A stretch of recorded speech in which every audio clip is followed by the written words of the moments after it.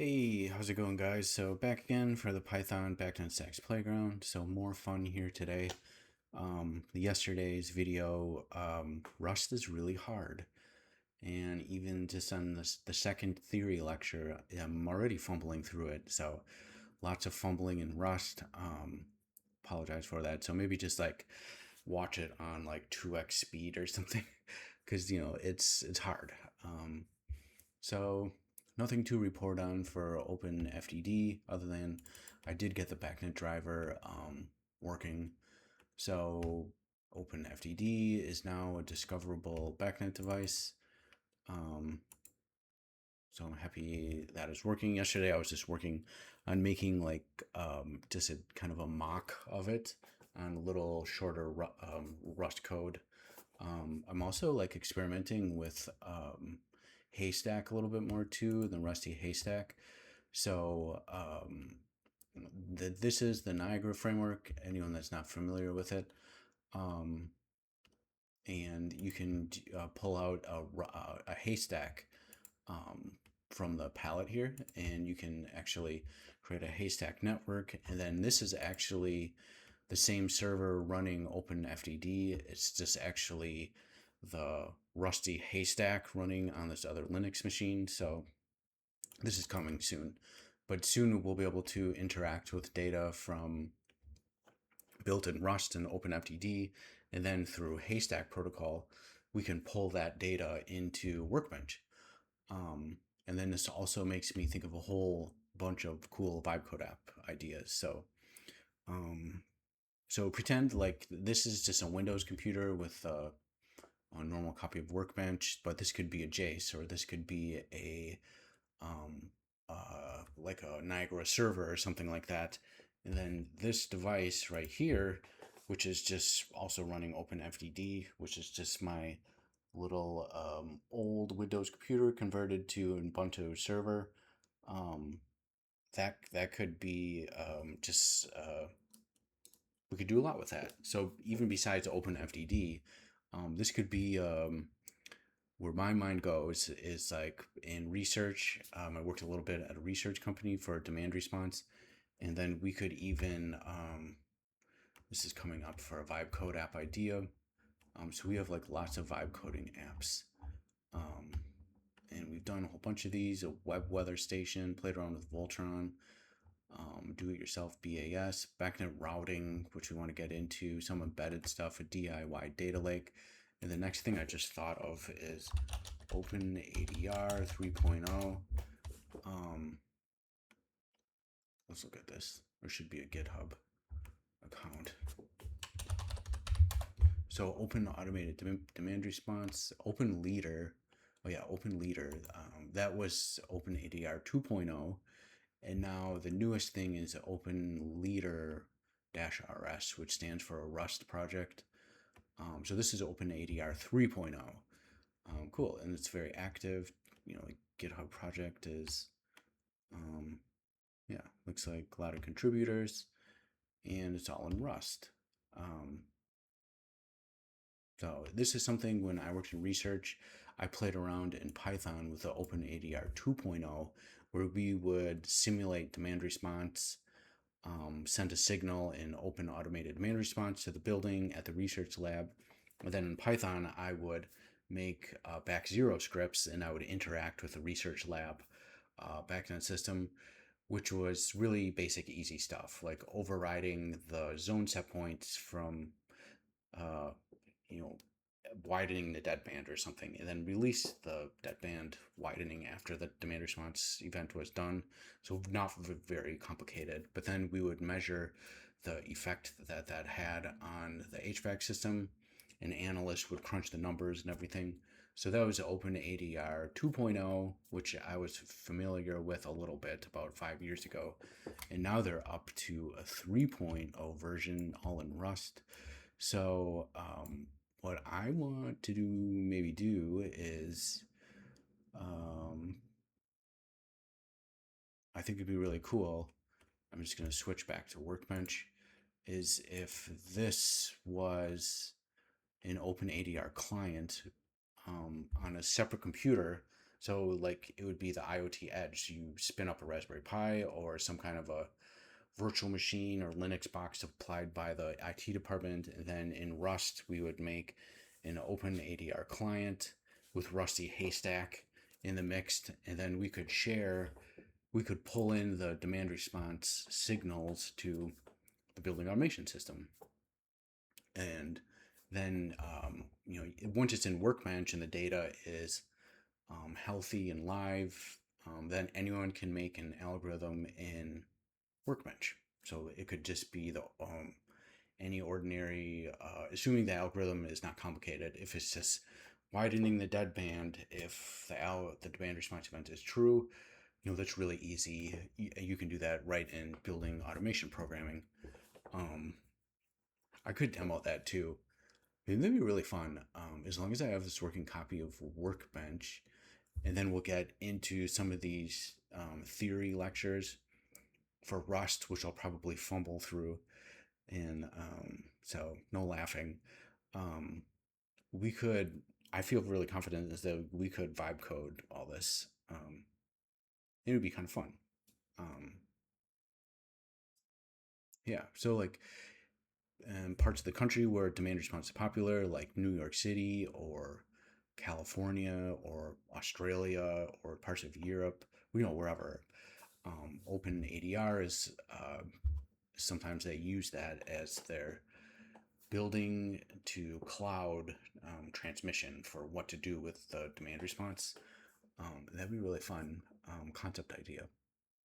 And just playing around more in Rust, which is what I want to do. I'm only going to try and use Python for this, maybe some data cleaning or processing or very light concept ideas, and then really try harder more in Rust. That's kind of my new thing. But Rust is really hard. Okay, so like we did study, anyone that's new to this YouTube channel, we did study all of this in Python. We did very basic computer science theory.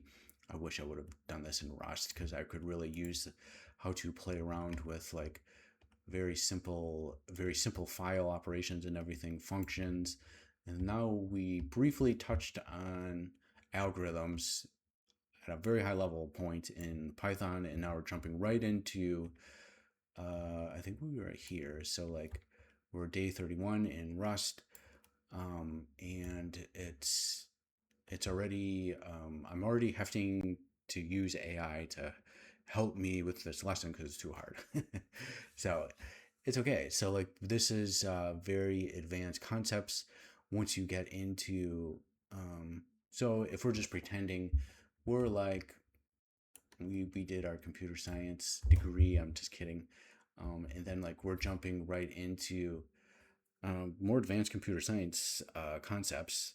Maybe later on in the computer science degree, or even I'm guessing this, I don't know, but maybe this could even be like master's degree level of computer science is advanced data structures and network programming.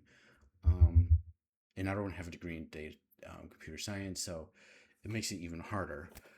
But we can do this, and plus we have our little AI helper friends to help us learn. Um, okay, so let's jump into day 31 because yesterday I fumbled through the ifs, loops, and match. Um, I think like maybe just to say a few things about Open-FDD.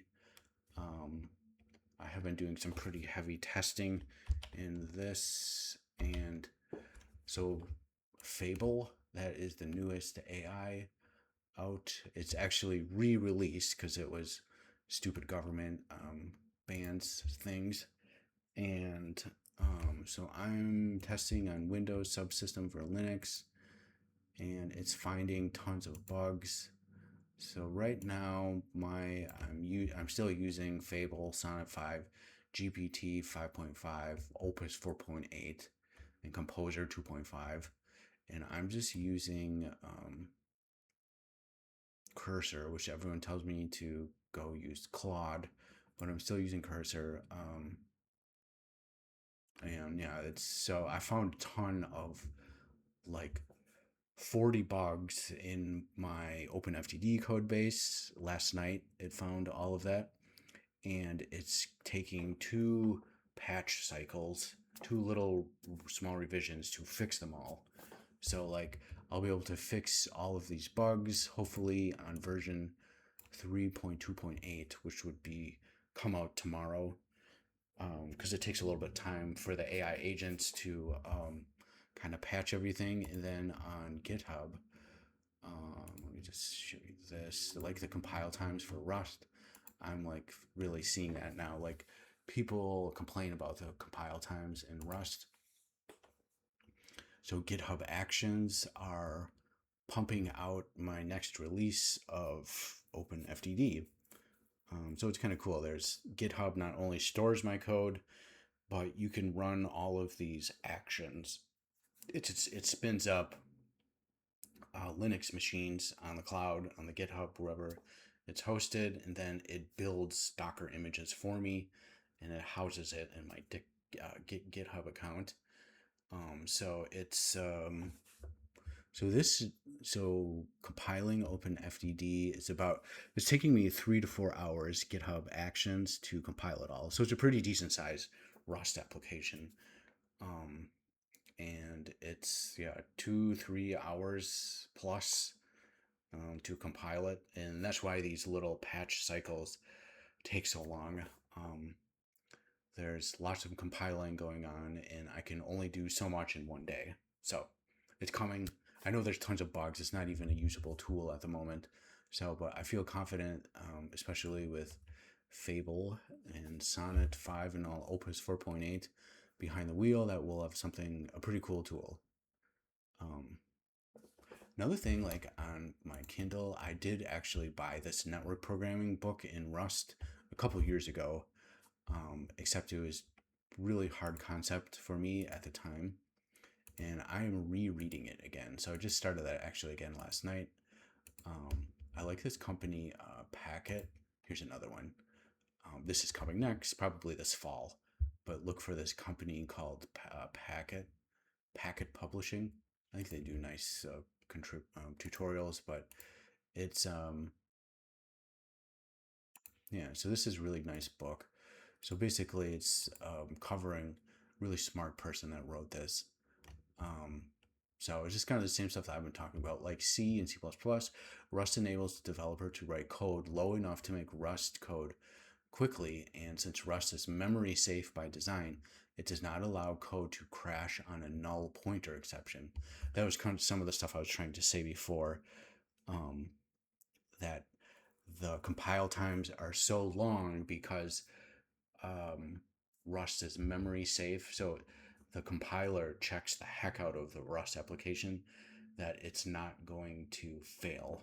And being memory safe by design means that not only will it not crash on a pointer to some data in the computer memory, that this also makes it, I think, more secure applications too, because some cybersecurity hackers that specialize in hacking hardware of the computer, they look for vulnerabilities in the computer memory, where C and C++ are really, really notorious for that kind of stuff. Rust is memory safe. I think that's why that it's being used to rewrite the Linux kernel and all that stuff. So so it's kind of like the same. So I'm hopefully trying to get a little bit of a jump start before even getting to some of this on the theory lectures, so I can half know what the heck I'm talking about. So I thought there was one thing I wanted to show you in this, but I'm just trying to zip through it the fast I can. So like, it's a really good book though.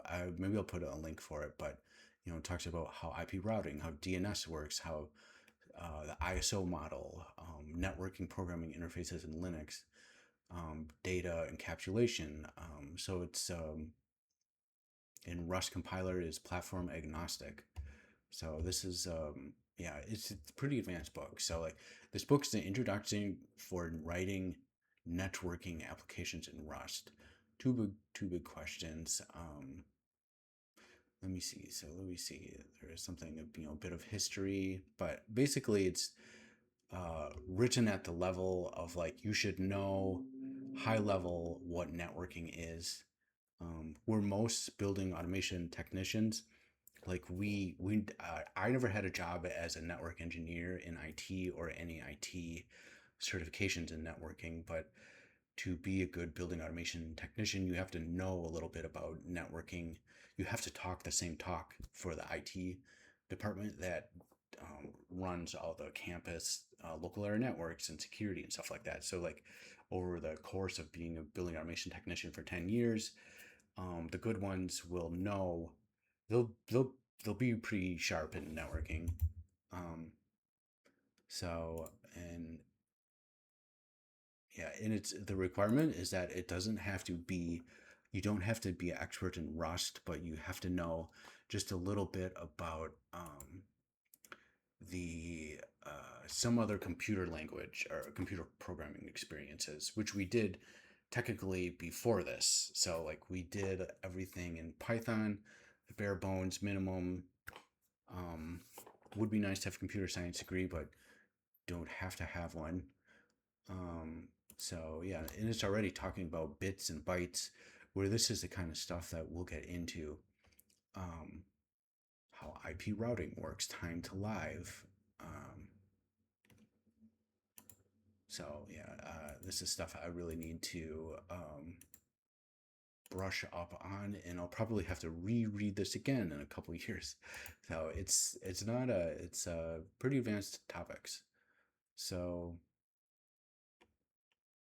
sockets and all this good stuff. So maybe I'll try and put a link to it in the um, just in the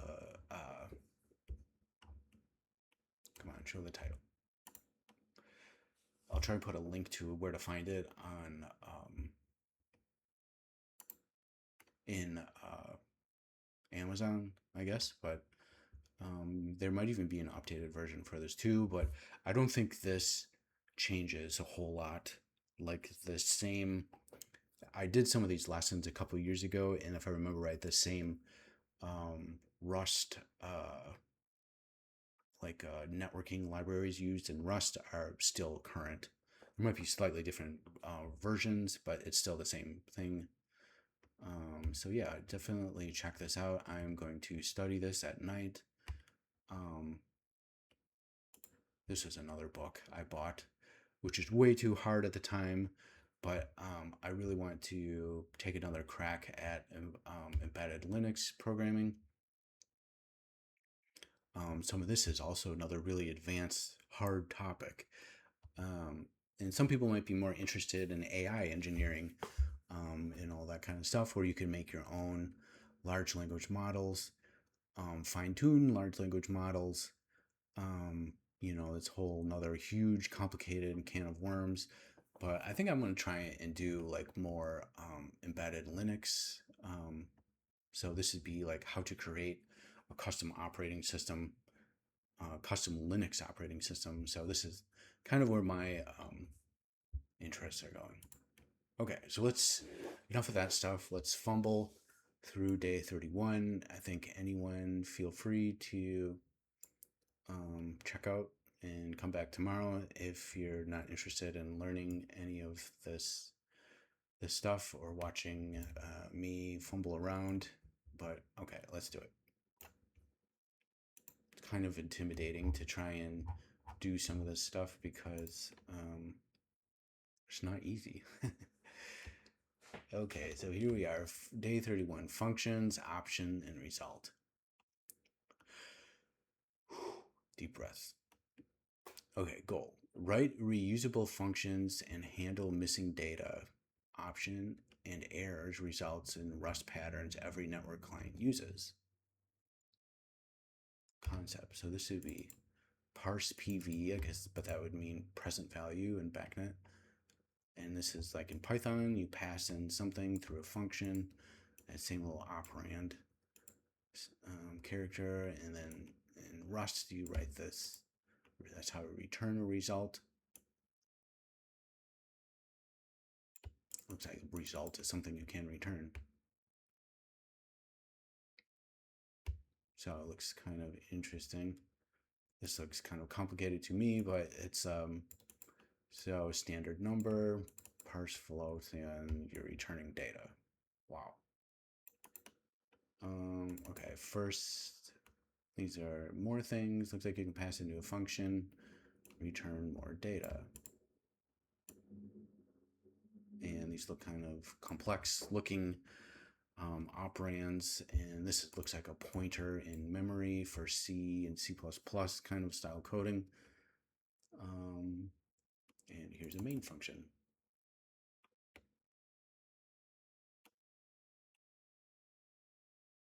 All right, so option,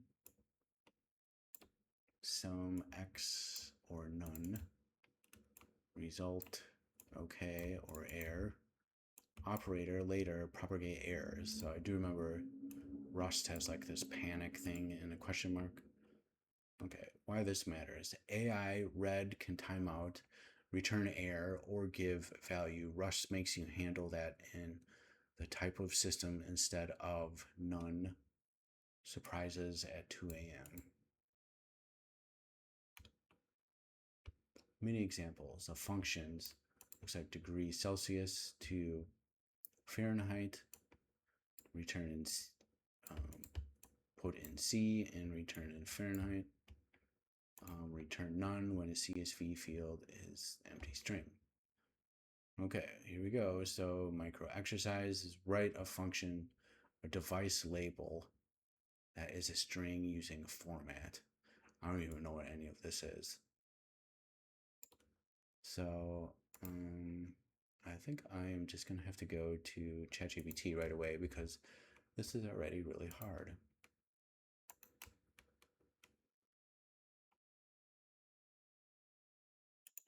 Okay, so this is my thing from yesterday. How to do the mini lesson 1. Don't give me the answer. Teach me, please.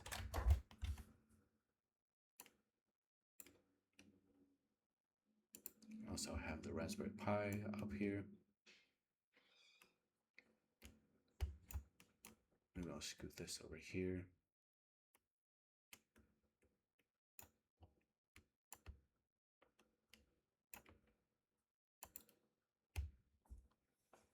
Okay, for mini lesson 1.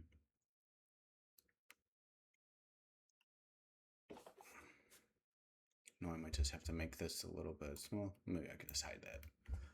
Okay, for mini lesson 1, function label, it's a string, means read that slowly. Function label means you are defining a function named device label. Means the function accepts one input ID, and that is input is an unassigned 32-bit integer. This means the function must give back an owned Rust string. The goal is probably to return something like this instead of like into a label like this. The tool we want to use is format. Format is like print line, except it does not print immediately. It builds a string.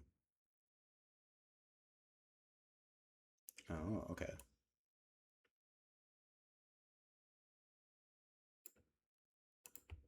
Looks really same.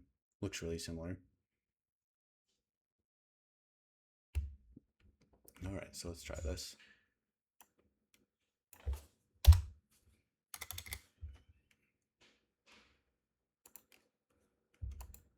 I'm gonna try this. This is all our stuff from yesterday. So right now we just have function label and a main function.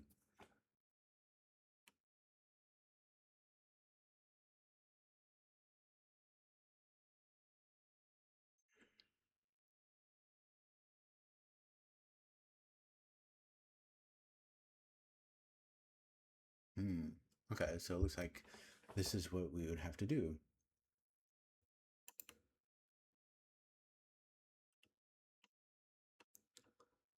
Okay, so this is our exercise. Write this function device label string using format.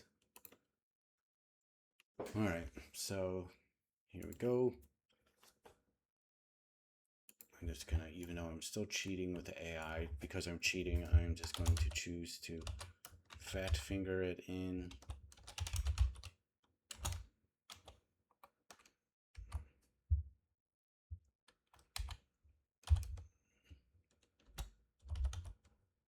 It's kind of interesting. The blank should be the function input variable. Like that's supposed to be this.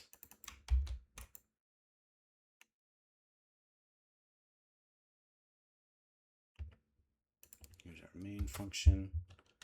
So let label equal device label.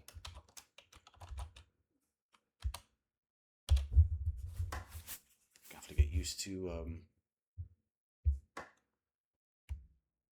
using these characters. And I guess we do print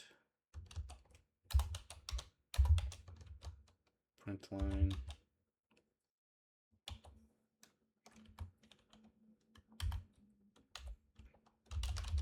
label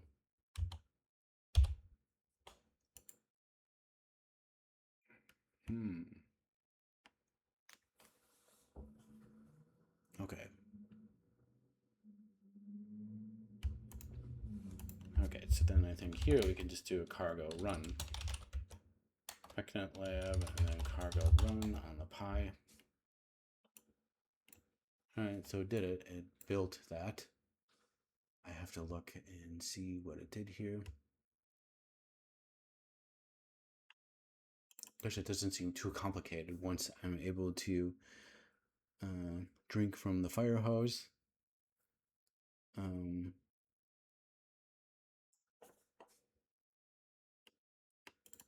So we pass in this value into this function right here, which is a 32-bit integer.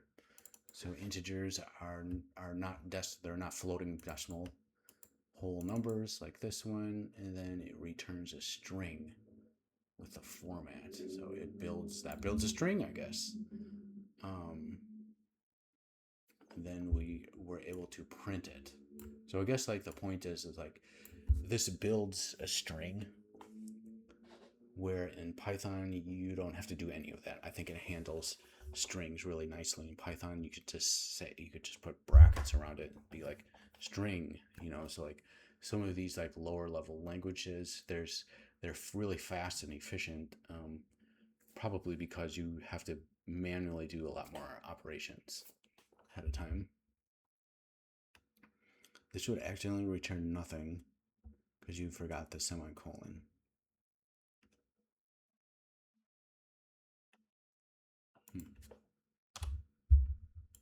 Try that again. I don't think I need a semicolon. All right. Next, write a parse32 string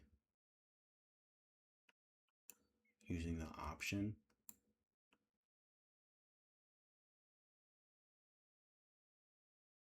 See if we had this.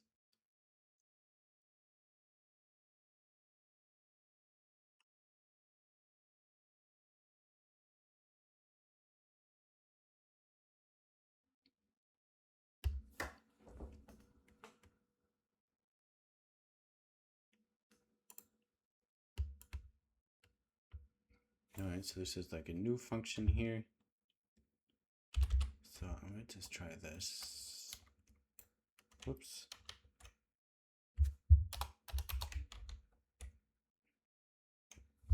Forgot the word function. So this is a new function here.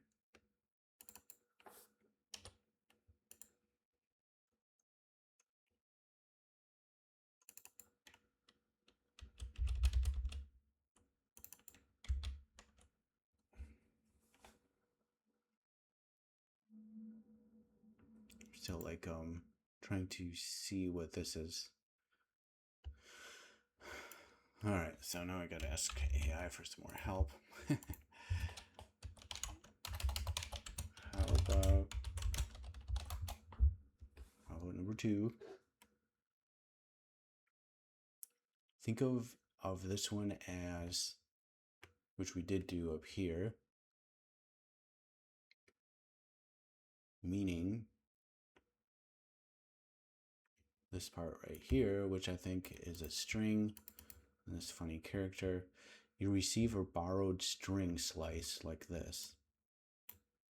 It can be just random characters, and you want to and you want to return basically the whole number when parsing, or none.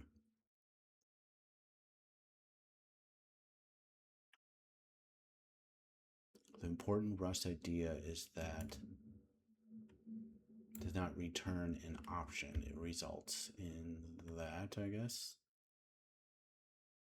or error.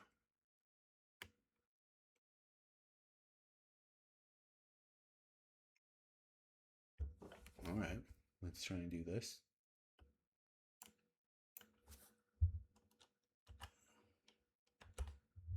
I'm just going to do math s dot trim dot parse u32.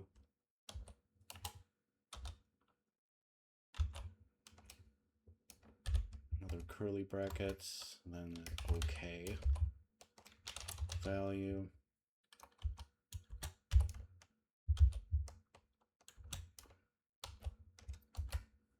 I'm going to say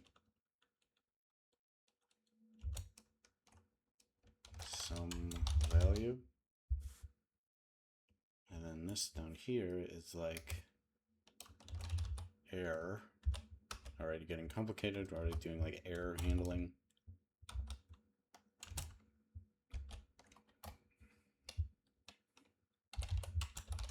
Return none.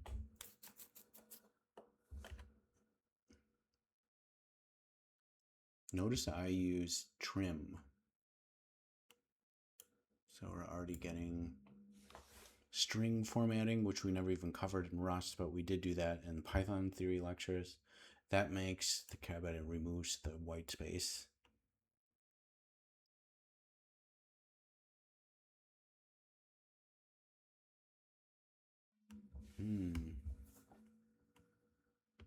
Next up is to fill in the blanks.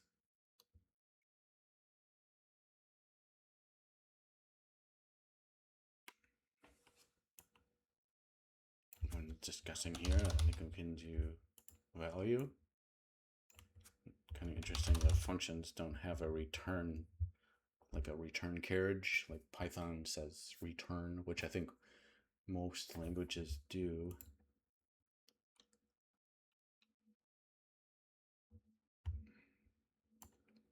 So let's try one of these babies out.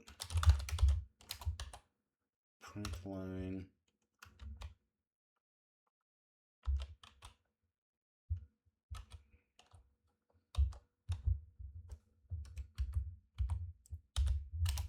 Really funny ways you have to print things. Parse u32, call our function, put in some random numbers, see what it does.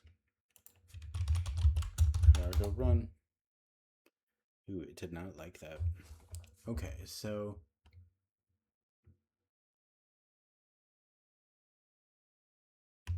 maybe it's, I wonder if it's this.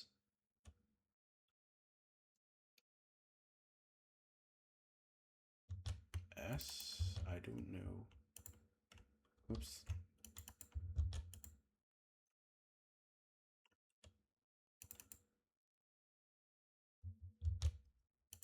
I am just totally guessing here. So like, we pass in a value of s, which is this down here, and then we're asking it to kind of trim and clean it up. And then if it parses okay, like we can just return it, I think, or error. Did not like that either.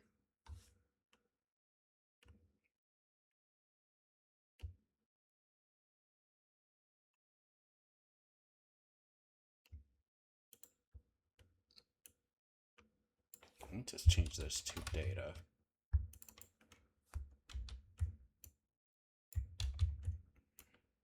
It's kind of weird how there's just like a variable named s.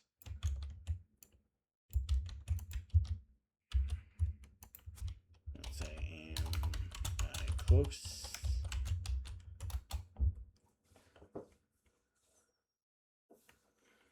You're really close. You nailed the hard part.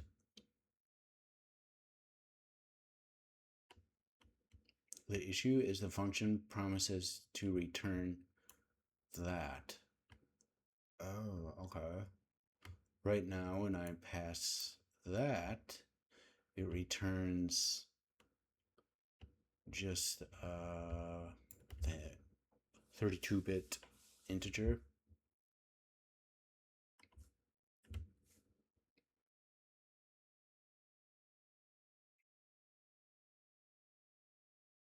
All right.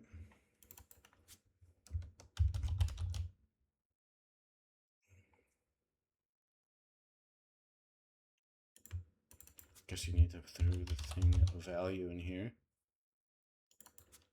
Some value.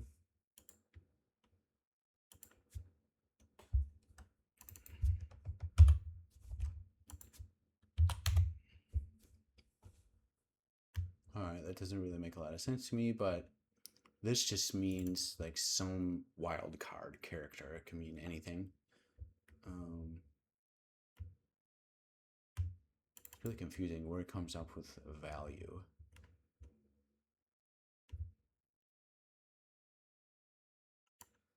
Try another one of these.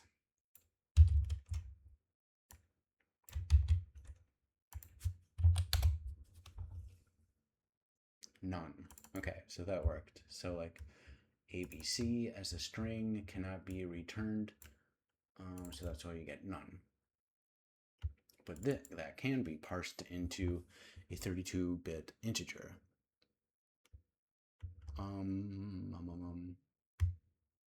This is so confusing. Just gonna ask, where does it get value and what is sum? I didn't cover that. Great question.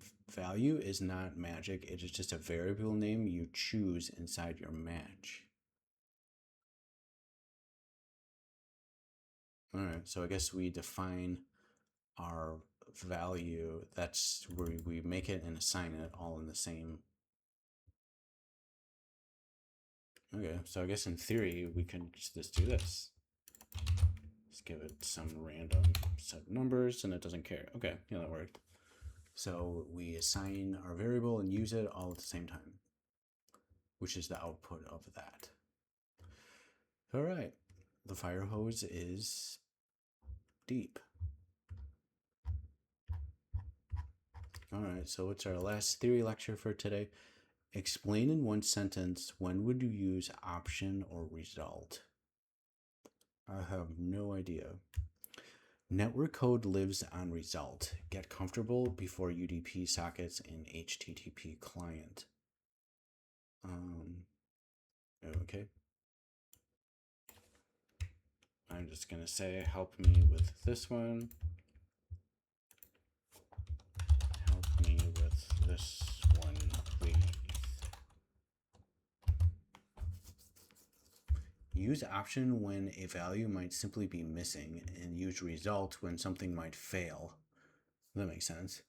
And you want to know why. Okay. Well, that makes total sense. I just didn't know that.